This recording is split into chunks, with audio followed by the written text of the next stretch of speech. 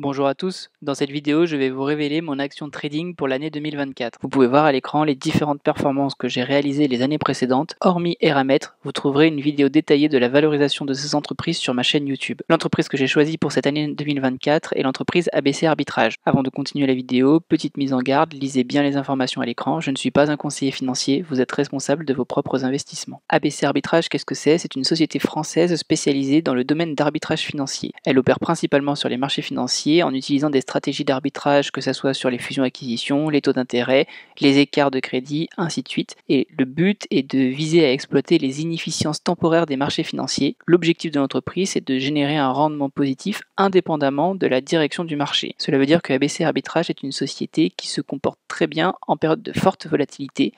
Elle peut donc jouer un rôle d'antifragile dans un portefeuille, c'est-à-dire qu'elle se comportera très bien lorsque les bourses seront chahutées. Vous pouvez voir à l'écran un graphique avec les pics de volatilité en fonction de différents événements politiques, géopolitiques, économiques, sanitaires et ainsi de suite. Je dis que ABC Arbitrage profite de la volatilité des marchés, mais est-ce que cela est vrai? Vous avez à l'écran des graphiques sur lesquels vous avez le résultat de l'entreprise par rapport à la volatilité. Mis à part quelques exceptions qui sont présentes à gauche et ne le sont pas à droite, on voit qu'on a quand même une très forte corrélation entre volatilité des marchés et bénéfices de l'entreprise. Aujourd'hui, la volatilité est au plus bas et lorsque l'on regarde les différents rapports annuels, par exemple de JP Morgan, Goldman Sachs, etc., il y a énormément de risques sur l'année 2024. Ces risques pourraient faire remonter la volatilité. Parmi ces différents risques, on peut parler de tout ce qui tourne autour de l'intelligence artificielle, que ce soit d'un point de vue économique avec des pertes d'emplois ou que ce soit d'un point de vue plus géopolitique avec la diffusion de fake news.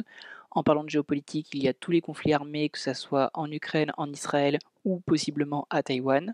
Et enfin, il y a les incertitudes économiques, par exemple le fait que l'inflation n'est peut-être pas complètement battue et qu'on attend a priori dans les prochains mois une récession. Une belle illustration de l'enrichissement de l'actionnaire d'ABC Arbitrage en période de forte volatilité, c'est par exemple lors de la crise Covid où, après que l'action ait chuté, elle a repris très rapidement plus de 35% et a vu son dividende augmenter de plus de 50% dans la foulée. Avant de passer à la valorisation, je vous affiche à l'écran l'actionnariat du groupe. Il faut avoir en tête que la deuxième ligne, donc la société financière WDD, ça appartient au co-gérant et fondateur du groupe, et que vous avez aussi la dernière ligne qui est autre management, c'est tout ce qui est distribution d'actions au top management, top performer de l'entreprise. Ce qui veut dire quand même qu'au global, l'entreprise elle est détenue à plus d'un tiers par ses cofondateurs, ses dirigeants et ses salariés.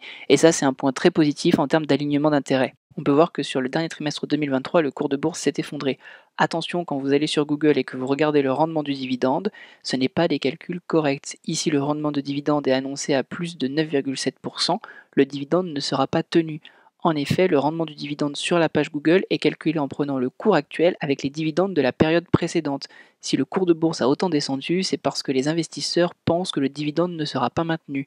Le rendement du dividende qui est affiché sur la page Google n'est donc pas tenable, étant donné que la société a toujours été très généreuse avec ses actionnaires en distribuant quasiment la totalité de son bénéfice ou de son free cash flow sur une période longue.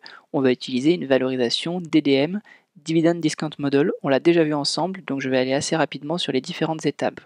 J'ai pris une capture d'écran de ma position au sein de mon portefeuille pour montrer que contrairement à certains youtubeurs, lorsque je fais une vidéo d'analyse d'une entreprise, je suis comme on dit skin in the game, je mets de l'argent sur la table et ici vu le montant et mon patrimoine, c'est un montant significatif. J'ai affiché à l'écran à gauche un petit tableau avec les différentes années de versement de dividendes de l'entreprise ainsi que les différentes croissances. En orange, c'est la partie historique, en bleu, c'est la partie projection. Et en bas à droite, j'ai rappelé quelques détails du calcul du dividend discount model avec sa partie simple et sa partie un peu plus complexe. Lorsque l'on regarde les versements du dividende de cette entreprise, on voit qu'on a des hauts et des bas et c'est tout à fait normal parce que comme l'entreprise prospère en période de forte volatilité et que la volatilité n'est pas linéaire et croissante, c'est normal que l'on n'ait pas un dividende croissant dans le temps. On peut aussi remarquer que sur la partie bleue, j'anticipe un dividende total pour l'année 2023 de 30 centimes qui serait en dessous des objectifs annoncés par l'entreprise et je prolonge ce dividende de 30 centimes jusqu'en 2027. Il faut donc savoir que depuis 2016, l'entreprise n'a versé qu'une fois un dividende sous les 40 centimes et c'était 33 centimes.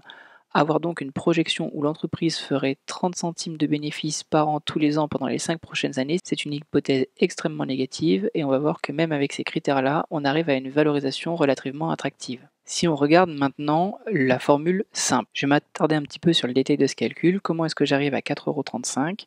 Donc je prends le prochain dividende de 30 centimes que je divise par le rendement attendu, 8,9, je reviens dans quelques instants sur ce 8,9, moins G, qui est la croissance infinie du dividende. Pourquoi est-ce que j'ai pris 2% dans ce calcul-là? C'est parce qu'en fait, si on considère que la croissance du dividende, c'est la croissance de l'entreprise, si on prend un taux, donc ici 2%, qui est très important, par exemple 4%, ça veut dire que l'entreprise va grandir plus vite peut-être que l'économie mondiale, et donc comme c'est une croissance infinie, un jour la totalité de l'économie sera managée par ABC Arbitrage. On se rend compte que c'est pas possible. Et à l'inverse, si je prends un taux très faible, par exemple 0,5%, ça veut dire que comme on l'actualise à l'infini, et ben que si le monde évolue lui à 2% à horizon très long terme, on va se retrouver avec une entreprise qui devient toute petite et qui s'est contractée sur elle-même. Ça aussi, ce n'est pas quelque chose que je veux. J'utilise toujours les projections de croissance mondiale long terme et aujourd'hui, on est entre 1,8 et 2%. Revenons maintenant sur le 8,9. Pourquoi est-ce que j'ai pris 8,9? Si vous regardez la partie historique ici, si on retraite la partie crise de 2008, on se rend compte que le 8,9% en 2011, c'est le rendement le plus haut qu'on ait jamais eu. Je suis donc parti là-dessus. Là aussi, c'est une hypothèse relativement exigeante par rapport à la valorisation d'ABC Arbitrage. Sauf que, en fait, on n'achète pas une entreprise pour son dividende à 30 centimes là maintenant tout de suite, on l'achète pour sa croissance des dividendes dans le temps. Donc ce qu'on peut faire, c'est ici, par exemple, je ne vais pas mettre 0%, mais je vais mettre 3%. 3%, ça fait qu'on passerait d'un dividende à 30 centimes pour l'exercice de l'année 2023 à un dividende de 34 centimes en 2027. C'est pas non plus quelque chose d'extraordinaire parce que comme vous pouvez le voir, dans les années précédentes, le pire dividende qu'on ait jamais eu, c'était en 2019 où on a eu 33 centimes. Donc on est 1 centime au-dessus, 8 ans plus tard. Ça n'est pas une hypothèse très ambitieuse en termes de croissance pour l'entreprise. Il faut avoir en tête que ces pourcentages-là, ce sont des hypothèses très négatives parce qu'il y a tout un plan stratégique à horizon 2025-2026 pour l'entreprise. Vous pouvez aller voir sur leur site internet avec des fortes croissances de marge, avec des fortes croissances en termes de rentabilité et pourtant, moi je vais dire qu'ils ne seront pas capables de l'atteindre. Alors que je vous rappelle, il y a 33% du capital qui est détenu par les managers salariés et cofondateurs. On devrait donc avoir un alignement d'intérêts et ils vont tout faire pour que le plan se réalise. Mais là, dans cette valorisation, je fais entre guillemets un scénario catastrophe où rien ne se passe bien, où les actionnaires sont très exigeants en attendant un taux de rendement à 8,9% et où malgré toutes ces hypothèses-là, vous allez voir qu'on arrive plutôt à une valorisation sympathique. Si maintenant on s'intéresse à la formule un peu plus complexe, celle où on prend effectivement le dividende de l'année à venir, puis le dividende des années suivantes. C'est ce que vous avez ici, où on se retrouve donc avec 31 centimes, 32 centimes, 33 centimes, qui sont les années 2024, 2025 et 2026. On arrive à une valeur terminale de 5,23 €, je vous épargne le calcul, mais vous l'avez sur la droite de l'écran. On arrive à ce moment-là à une valorisation de 4,93 €. Si je résume, aujourd'hui le prix de l'action est à 4,22 € et les objectifs de prix vont, en fonction des différentes méthodes de valorisation, entre 4,35 € et 4,93 €. Si on fait une moyenne, on arrive à 4,64 €, ce qui ne représente qu'une croissance de 10%. Et là, vous allez me dire que c'est pas forcément l'opportunité du siècle quand entre le prix de l'action et l'objectif de prix, il n'y a que 10%. Oui, mais c'est oublier deux choses. Premièrement, que si la volatilité remonte, les bénéfices vont exploser. Et deuxièmement, que j'ai utilisé un taux de rendement de 8,9%. Vous allez voir qu'en modifiant très légèrement les hypothèses, on va arriver sur quelque chose de beaucoup plus intéressant. Tout d'abord, ce 8,9, est-ce qu'il est cohérent?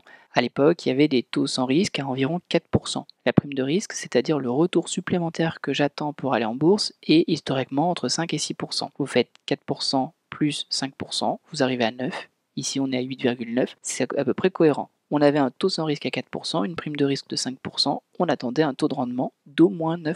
Aujourd'hui, on a des taux sans risque qui sont aux alentours de 3%. Si on rajoute la prime de risque à 5%, on tombe à 8. Si je mets 8, on voit en bas de l'écran que la valorisation est tout de suite beaucoup plus sympathique avec un objectif de prix à 5,31 €, soit une plus-value de 26%. Là où on peut encore aller plus loin, c'est que, à titre personnel, j'anticipe une baisse des taux, pas une baisse de taux extrêmement significative, mais simplement passer de 3% à par exemple 2%. Je ne parle pas d'un retour à un univers de taux zéro, ça je pense que c'est derrière nous, mais passons de 3% à 2%, ça veut dire que le taux de rendement attendu serait de 2% plus une prime de risque d'environ 5%, 7%. Si je remplace le 8 par 7%, là, on se retrouve avec une valorisation aux alentours des 6 €. Là, on a donc 50% d'upside potentiel. Et toutes ces valorisations que j'ai faites, je les ai faites en ne changeant que le taux de rendement. Si ici je remplace le 3% par 8%, pareil, je pense que la croissance se fera beaucoup plus vite, mais cela veut simplement dire qu'on passerait d'un dividende à 30 centimes qui aurait été le pire de l'histoire d'ABC Arbitrage à un dividende aux alentours de 40 centimes qui est plutôt sur la fourchette basse des dividendes distribués par l'entreprise. Et là, on arrive à une valorisation sur un dividende discount model complexe à près de 8 euros.